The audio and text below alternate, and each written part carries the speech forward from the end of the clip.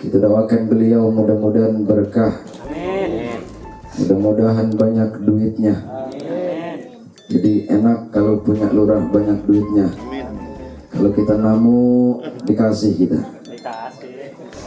Kita lewat rumahnya dikasih. Ketemu di jalanan dikasih nggak kira-kira? Bukan di pagar gitu ya. Berbicara tentang kematian, bahwa sering kita dengar orang yang meninggal dunia disebut pulang ke rahmatullah. Benar nggak? Kemana pulangnya? Setiap manusia yang dipanggil dan pulang ke rahmatullah, yang disebut pulang berarti kembali. Pertama kita lihat orang ketika merantau, setiap tahun ada yang disebut pulang kampung. Kalau pulang kampung boleh, kalau mudik mah nggak boleh. Benar nggak? Pulang kampung biasanya orang apapun dibela-belain karena akan pulang kampung. Bahagia yang luar biasa jika kita akan pulang kampung. Semua persiapan kita siapkan. Takut-takut ketemu ponakan-ponakan banyak di kampung, maka duit 100.000 ditukerin jadi 2.000-an. Bina-bina ini mamang yang begini ya. Pelit bener. Ditukerin, saking ingat dengan banyak keponakannya, gembira. Bahkan dia bawa teng-tengan oleh-oleh untuk sanak saudaranya di kampung. Bahkan tanggalnya pun dinanti-nanti. Dikit lagi, seminggu lagi pulang kampung, 2 hari lagi. Kegembiraan akan pulang kampung. Berarti orang yang pulang biasanya gembira. Itu contoh yang pertama. Ini kita pakai rasio logika. Yang kedua, kita nih di sini acara takziah malam ini bakal pulang ke rumah nggak setelah ini? Kali yang pada ngendong silahkan. Kita bakal pulang. Dan ketika kalimat pulang, kita akan menemukan kesenangan. Maka kita diberikan kehidupan di dunia oleh Allah. Semua kita bakal pulang. Kata Allah, kalau katakan inna lillahi wa inna ilaihi raji'un.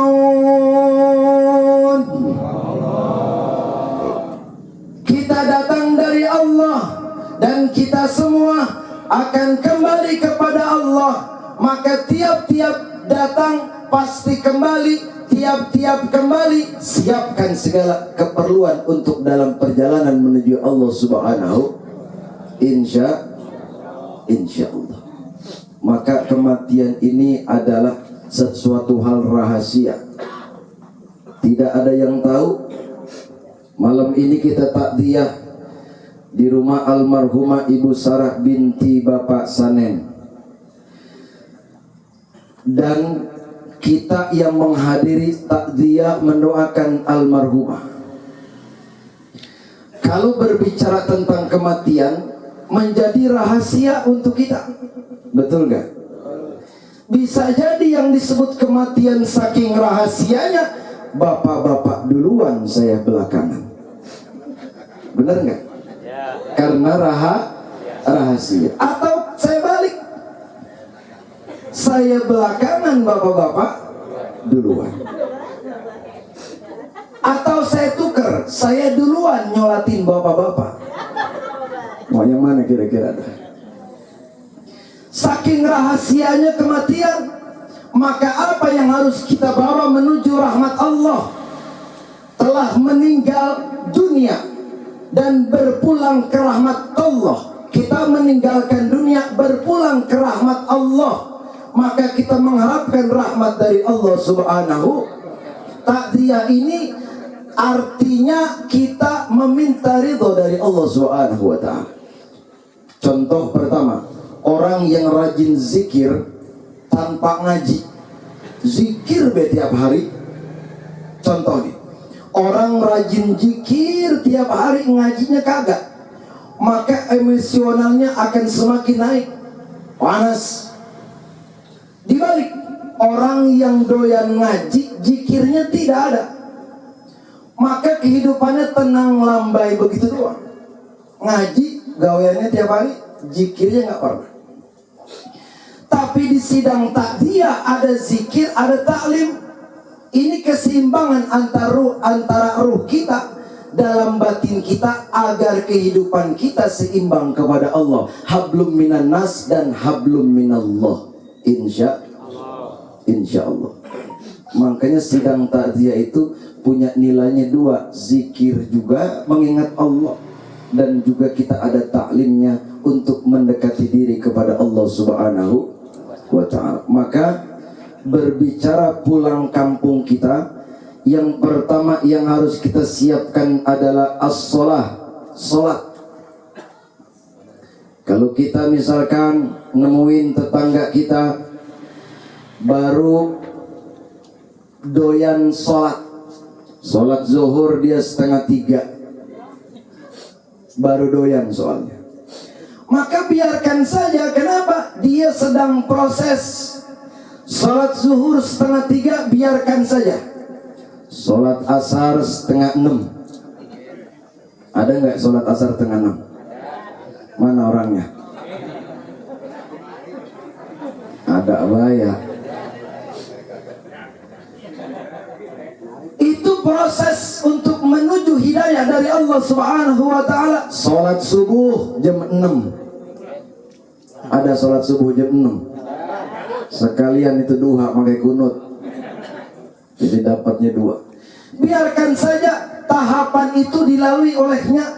Jangan ketika ada tetangga kita, sahabat kita belum pernah datang ke masjid, tiba-tiba datang ke masjid, kita bilang tumben datang ke masjid. Bisa kabur orang dibilang tumben. Tumben itu ngikut takziah, biasanya orang ada pisan. Balik lagi dah. Apa urusannya? Kita tanggung jawab manakala kalimat kita dapat menyakiti orang dan orang tidak jadi ibadah. Na'udzubillahi min dzalik. Maka begitulah caranya kita mencari doa Allah Subhanahu wa ta'ala, bagaikan tahapan-tahapan, step by step.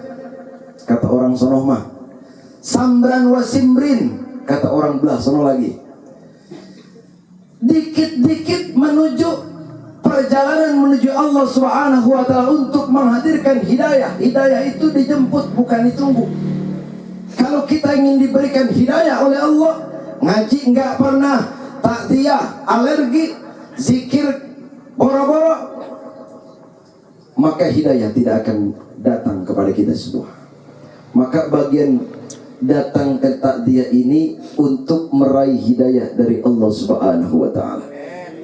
Amin ya rabbal alamin. Bahkan di dalam takziah ada bacaan solawat kita lantunkan tadi. Ada syairnya begini: 1 kali bersolawat, 10 hapus maksiat. 1 kali bersolawat, 10 angkat derajat. Amin ya rabbal. Jadi kalau 1 kali aja itu fadilah-fadilah keutamaan sholawat. Makanya perbanyak sholawat. Ibu bapak hadirin sekalian, kita pernah mendengar Abu Ya'uci Turtusi menjelang kematian beliau mengatakan begini: wahai santri-santri, para jamaahku, kerjakanlah sholat sekalipun kamu tidak bisa bagaimana itu sholat, sekalipun kamu tidak tahu ilmu tentang sholat, sekalipun kamu tidak mampu memahami sholat tersebut, ikutlah sholat berjamaah atau sendiri. Insya Allah bisa ataupun tidak, kalau kita melaksanakan sholat, semua akan masuk surga. Sholat nggak kira-kira ini semua? Kagak di sini mah. Tuh kata Abu Ya begitu. Yang penting sholat urusan diterima atau tidak, Allah punya kuasa. Jangan sampai kita mengatakan, si anu ngapain kalau sholat. Ngapain emang? Sholat bisa ya kagak, dia emang nggak pernah ngaji. Siapa tahu karena hatinya yang bersih, justru mereka yang lebih dulu diterima amal ibadahnya kepada Allah Subhanahu.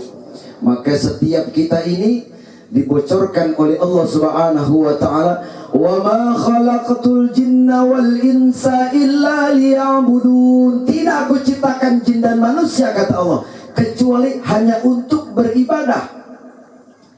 Mau jadi kulit bangunan untuk ibadah, mau jadi karyawan jin untuk ibadah. Karyawan apa? Soalnya banyak banget, ada jinus, ada jiben, jin semua ini.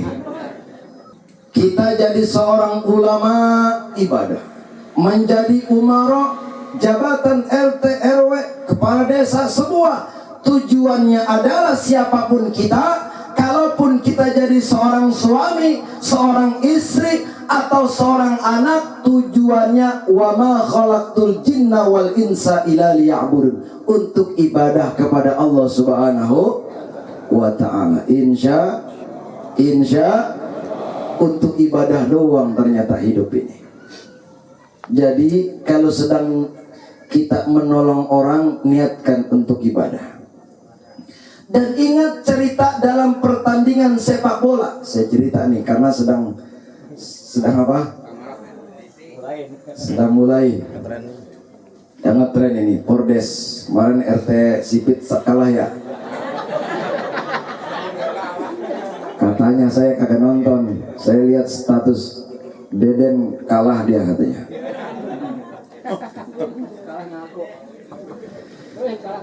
Kalau dalam pertandingan sepak bola kita melakukan pelanggaran, itu di stop oleh wasit dan kita diberikan kartu peringatan, namanya kartu kuning.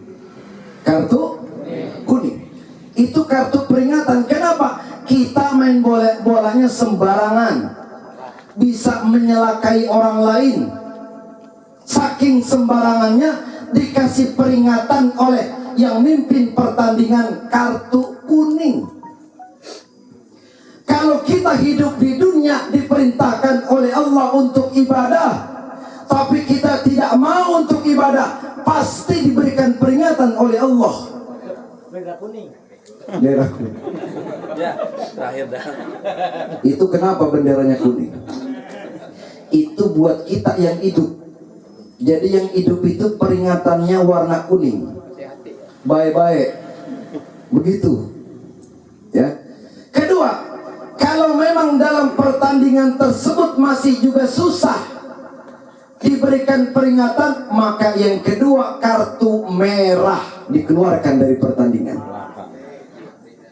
Tuh. Terakhir kartu merah. Kita dikasih peringatan yang kedua, terakhir.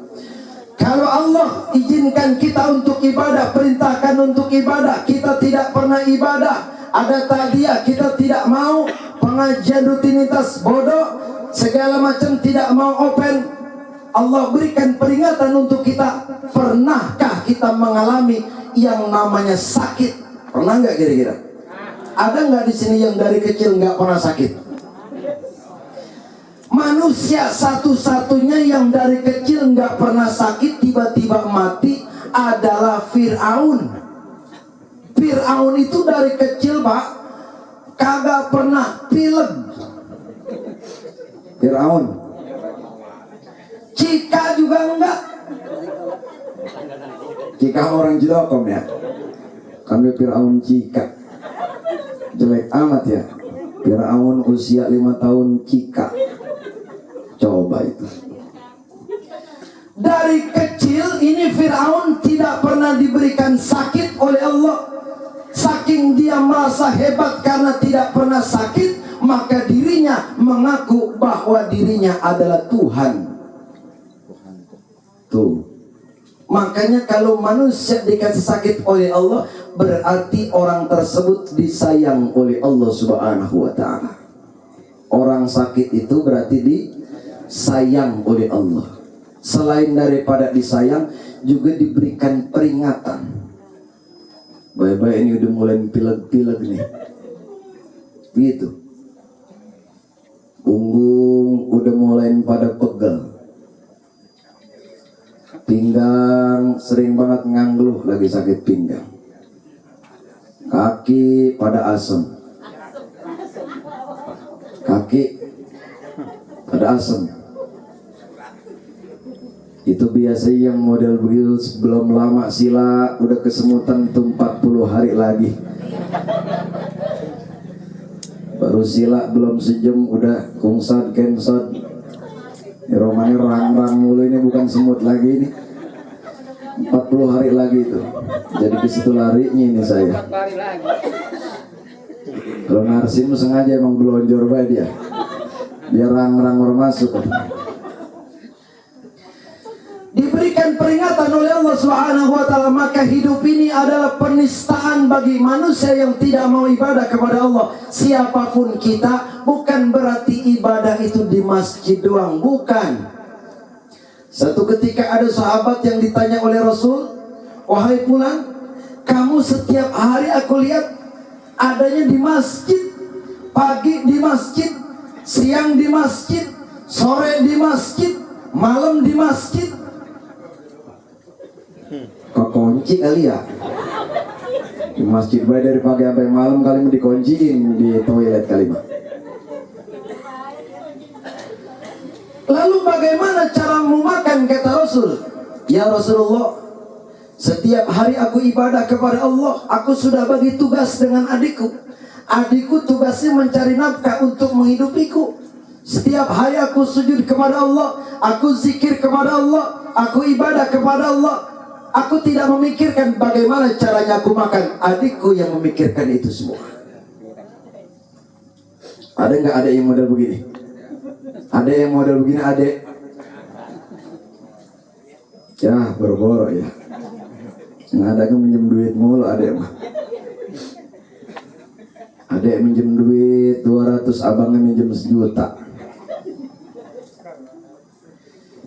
Apa jawaban Rasulullah Muhammad SAW ketika mendapatkan 2 cerita ini? Wahai fulan, ketahuilah, sesungguhnya aku melihat di surga Allah, adikmu lebih dulu masuk surga Allah Subhanahu wa ta'ala. Adiknya yang lebih dulu masuk surga. Adiknya, Pak, adiknya. Bu, adiknya surga duluan. Ternyata tidak dijamin orang yang setiap hari ada di masjid lebih dulu masuk surga oleh Allah Subhanahu wa ta'ala. Kenapa? Kita hidup di dunia wajib berikhtiar. Ketika kita ingin makan, ikhtiar kerja kita. Insya Allah. Jangan pengen makan kerja enggak apa enggak. Makan dari mana? Tuh. Maka hidup kita dalam syariat agama ini syariat semua. Kalau kita ingin kenyang, kita kudu makan. Kalau kita ngantuk, kita kudu tidur. Kalau kita misalkan cika, kudu dikerokin. Itu syariat. Kalau berbicara tentang waliullah, tidak berbicara syariat. Mereka, beliau ini para aulia-aulia Allah, ketika sakit tinggal beritikad niat kepada Allah, maka disembuhkan penyakitnya. Tapi pun begitu Bapak Ibu hadirin sekalian, Rasulullah ini pemimpin akhir zaman dunia dan akhirat. Rasul hidupnya fitrah, hidupnya biasa-biasa saja. Rasul ketika dilempar oleh batu, pelipisnya pecah. Rasulullah ketika diteluh, kena 9 pintalan, bahasa kita buntelan, maka turunlah 2 surah Al-Muzattaini, Falak dan An-Nas. Ketika Rasul diperintahkan oleh Jibril, Qul a'udzu birabbin nas, terbuka ikatan pertama. Malikin nas 2, sampai Al-Falaq, maka disebut dalam acara ta'ziyah suratul muzzataini, al-muzzataini, mukjizat dua surah ini. Jadi lari ke situ-situ ya. Ibu bapak hadirin sekalian, kembali ke mati.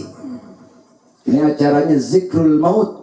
Jadi harus banyak-banyak ingat kepada kematian, bahwa kita bakalan mati, kita bakal pulang semua ini. Maka berbicara pulang harus disiapkan. Ini perjalanan menuju pulang ke tempat asal kita. Yang pertama, kita pernah kumpul bersama di alam ruh. Di alam ruh kita pernah berkumpul bersama, dan kita lupa pasti kalau ditanya kapan kita di sana. Ketika di alam ruh kita ditanya oleh Allah, wahai hamba-hambaku, maukah kalian berjanji kepadaku dan kalian berjanji kepadaku bahwa aku adalah Tuhanmu dan engkau adalah hambaku? Kita serentak menjawab, siap ya Allah. Hamba abduka do'ib wa anta rabbi. Aku adalah hambamu yang lemah dan engkau adalah Tuhanku. Barulah dipindahkan kita ke alam yang lain selain alam ruh. Yang kedua, alam rahim ibu kita. Ada yang 7 bulan nih dihamil di alam kandungan. Ada nggak yang 7 bulan? Ada. Ada yang 10 bulan, ada yang 12 bulan. Setahun. Gunting kebo katanya. Ada yang 2 tahun. Ada yang 4 tahun. Ngetemnya kelamaan kali mah. 4 tahun. Maka kontrak kita di alam rahim ibu kita sesuai bagaimana qada dan qadar dari Allah Subhanahu wa taala. Selesai, maka kita berpindah ke alam dunia. Inilah alam yang menentukan keberhasilan selanjutnya alam-alam yang lain. Kalau di alam dunia kita tanamkan ibadah kepada Allah, maka alam kubur, alam barzah, alam akhirat, yaumil mahsyar, yaumil mizan, terus ke sana sampai kita ngedengar jembatan Shiratul Mustaqim. Kalau di alam dunia selesai amal ibadah kita laksanakan, selamat kita sampai sono. Amin nggak Pak? Ya Rabbal, selamat kita. Maka bagaimana caranya kita menanamkan kebaikan di alam dunia ini? Ada yang kontraknya 7 hari di alam dunia, ada yang 40 tahun, ada yang 50 tahun tugasnya. Maka tugas-tugas di alam dunia ini sangat banyak. Maka terjadilah dalam rumah tangga afdun nikah disebut ibadah. Jadi kalau nikah itu ibadah. Ibu-ibu jadi istri kudu ibadah. Bapak-bapak jadi suami kudu ibadah. Ibadah untuk menjadikan rumah tangga bahagia, sakinah, mawaddah warahmah. Insya Allah. Makanya tugas ibu-ibu mah gampang. Taat sama suami, Bu. Jangan dandan mau ngaji doang, mau kondangan. Di rumah mau pakai puyuson doang.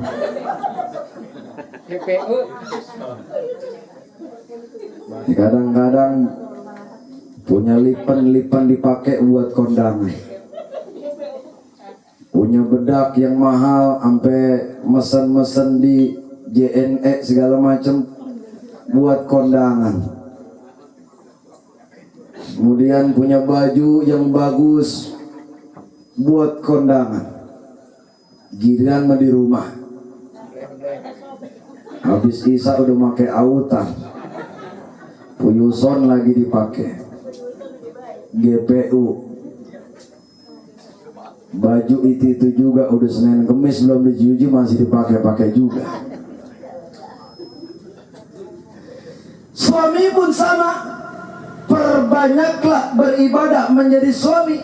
Ingat ibu bapak hadirin sekalian, ketika kita membaca doa dalam berwudu ada bacaan doa Allahumma bayyid wajhi binurika. Ya Allah, berikan cahaya kepada muka ini, berikan cahaya kepada wajah ini. Maka setiap kita ambil air wudu, setiap kita hendak sholat, Allah berikan cahaya kepada wajah kita dengan sempurna. Tapi sayangnya kita yang sering menghilangkan cahaya tersebut. Habis sholat maghrib, keluar masjid pada kongkok nih di depan masjid.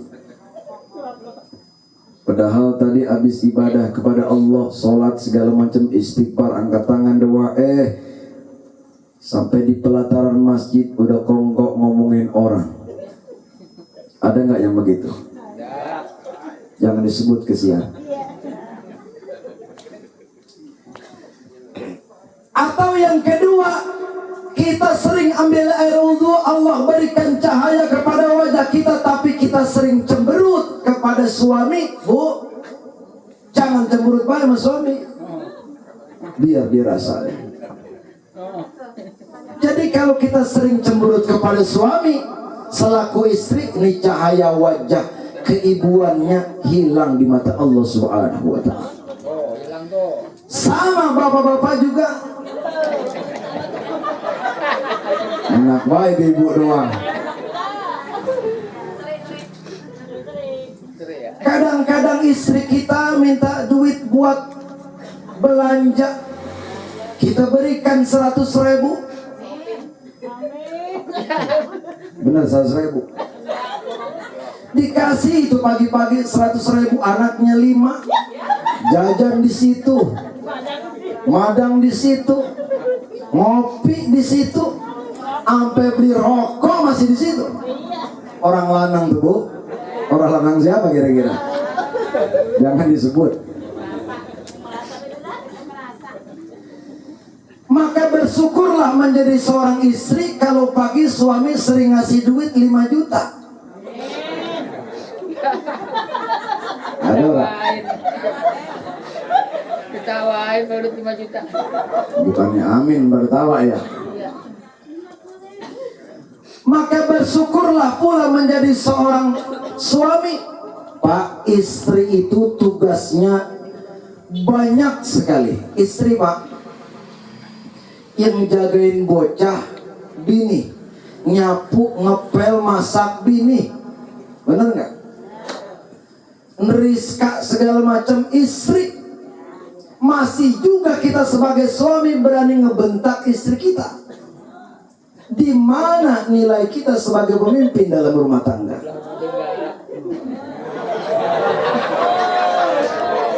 Belum ada yang galak.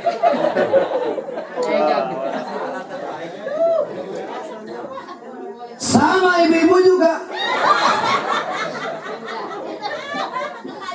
Suami itu bu, tugasnya mencari nafkah, banting tulang, peras keringat, pala dijadikan kaki, kaki dijadikan untuk apa? Bagaimana caranya istrinya, anak-anaknya makan dengan nikmat yang bergizi, dengan enak. Sampai ngebohong juga dilakuin sama suami. Untuk siapa? Untuk bini. Sering banget bu, laki kita ngebohong sama temannya. Bu, sumpah harusnya duit pisan.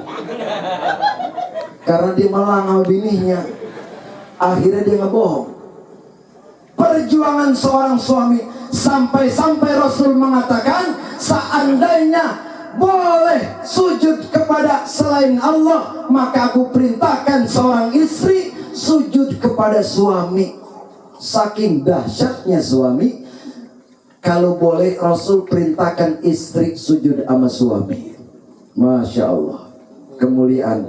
Makanya dititipkan surga seorang istri adanya pada suami. Tuh. Walau demikian, tetap saja Bapak, perempuan itu diangkat 3 derajat oleh Rasulullah. Al-jannatu tahta aqdamil ummahat. Surga itu berada di bawah telapak kaki ibu. Enggak ada bapak di surga, ibu doang. Berarti semakin banyak perbedaan yang istimewa. Artinya keduanya dalam kalimat litaskunu ilaiha wa ja'ala bainakum mawaddatan wa rahmah inna fi dzalika laayatin liqaumin yatafakkarun. Artinya semuanya bagaimana caranya berpikir, suami mikir, istri mikir untuk mendatangkan ridho Allah Subhanahu wa taala. Amin ya rabbal alamin. Kita yang masih punya orang tua, ketika orang tua kita masih hidup, mari bahagiakan mereka. Orang tua kita yang telah melahirkan kita, ngandut kita 9 bulan, 10 hari, bahkan setahun. Mau kondangan dibawa, sampai nanggok zaman dulu masih dibawa. Ngoyos dibawa, nandur dibawa. Maka berbaktilah kepada ibu dan orang tua kita. Ingat, keimanan manusia tidak sempurna manakala mereka hanya beriman kepada Allah, hanya beriman kepada Rasulullah, tapi tidak taat kepada kedua orang tuanya. Tidak sempurna iman kita. Perintah Allah itu apa? Taat kepada Allah, taat kepada Rasul, dan berbakti kepada kedua orang tua. Kalaupun Allah maha berkehendak, sababnya hadirnya kita di alam dunia karena ada orang tua kita. Benar gak? Itu sababnya. Lantaran orang tua kita, maka kita ada. Maka bermohon kita kepada Allah. Mudah-mudahan Ibu Sarah binti Bapak Sanen, segala bentuk amal ibadahnya dilipat gandakan dan diterima oleh Allah Subhanahu wa taala. Segala sifat kesalahan kealfaannya diampuni oleh Allah Subhanahu wa taala. Dan mudah-mudahan keluarga yang ditinggalkan, anak, menantu, cucu dan handai tolan diberikan kekuatan dalam iman dan Islam oleh Allah Subhanahu wa taala. Dan kita yang hadir pada malam ini mudah-mudahan diberikan keberkahan, berkah usia, berkah rumah tangga, berkah pekerjaan dari Allah Subhanahu wa taala. Dan kita bermunajat kepada Allah, mudah-mudahan sebabiyah malam ini kita dikumpulkan semata-mata kita berkumpul bersama-sama di surganya Allah Subhanahu wa taala. Mari kita istighfar bersama-sama. Mau istighfar? Mau? Ikhlas enggak? Kepaksa enggak? Awas ngedumel nih. Istighfar yang kompak ya. Kita minta ampun sama Allah. Ingetin dosa-dosa kita, bahwa kita banyak dosa kepada Allah, bahwa kita dari pagi sudah bikin dosa, sore bikin dosa, siang bikin dosa. Tetangga ada yang kita bentak barangkali tadi, istri suami ada yang pada berantem. Insya Allah lewat sababiyah istighfar, Allah berikan kepada kita cucuran ampunan di hadapan Allah Subhanahu wa taala. Amin ya rabbal alamin. Astaghfirullah rabbal baraya. Astaghfirullah minal khataya. Astaghfirullah rabbal baraya. Astaghfirullah minal khataya. Buka suaranya. Astaghfirullah rabbal baraya. Astaghfirullah minal khataya. Astaghfirullah rabbal baraya. Astaghfirullah minal khataya.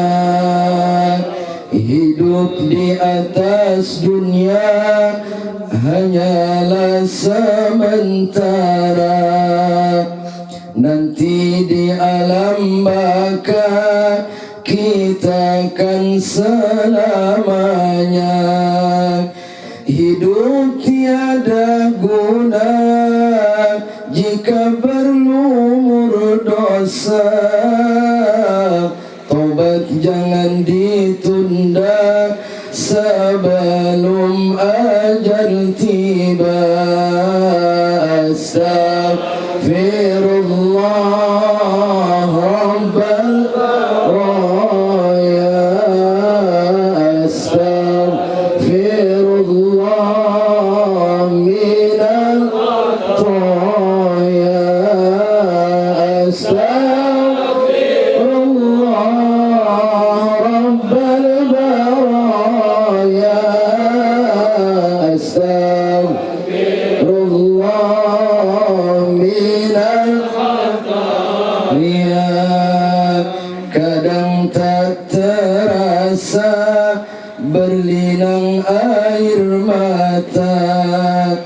Ingat waktu dan masa terbuang sia-sia. Hari terus melangkah, badan semakin lemah. Ya Allah, matikanlah dengan husnul khatimah. Astaghfirullah Rabbal baraya. Astaghfirullah minal khataya. Astaghfirullah Rabbal baraya. Astaghfirullah minal ya jasad tiada guna bila tak ada nyawa. Anak istri tercinta enggan lagi bersama. Karib dan saudara pun enggan menyentuhnya. Teman setia hanya amal di dunia. Astaghfirullah Rabbal baraya. Astaghfirullah minal khataya. Astaghfirullah Rabbal baraya.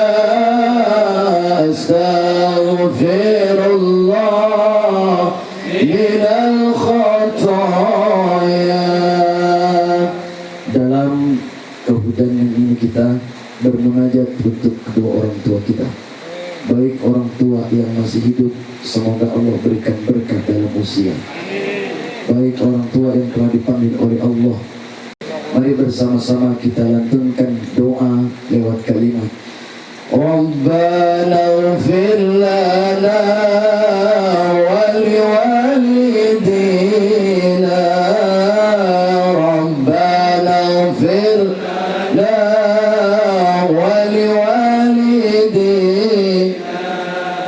Rabbana ighfir lana wa liwalidina. Rabbana ighfir lana wa liwalidina. Hamba lahir ke dunia karena ayah bunda yang bersusah payah memelihara hamba. Ampuni mereka, jauhkan dari siksa. Sayangi mereka di tempat yang mulia. Rabbana ighfir lana wa liwalidina. Rabbana ighfir lana wa liwalidina. Rabbana ighfir lana wa liwalidina. Rabbana ighfir lana wa liwalidina.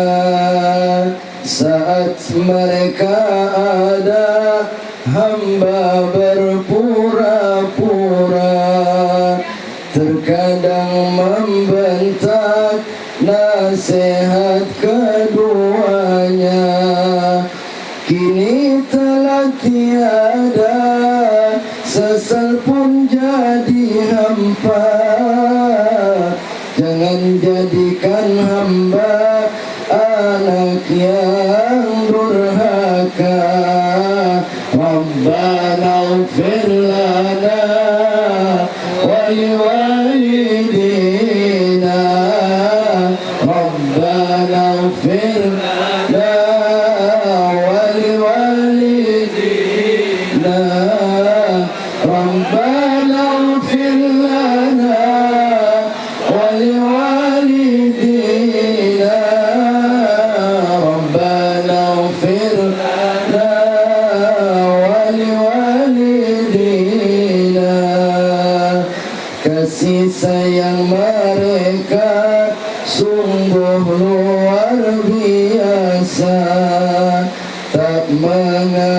lelah bahkan dengan air mata, rela menderita asal anak bahagia.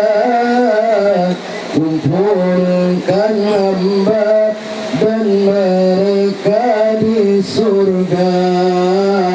Astaghfirullah Rabbal baraya, astaghfirullah minal khataya, astaghfirullah Rabbal baraya, astaghfirullah minal khataya.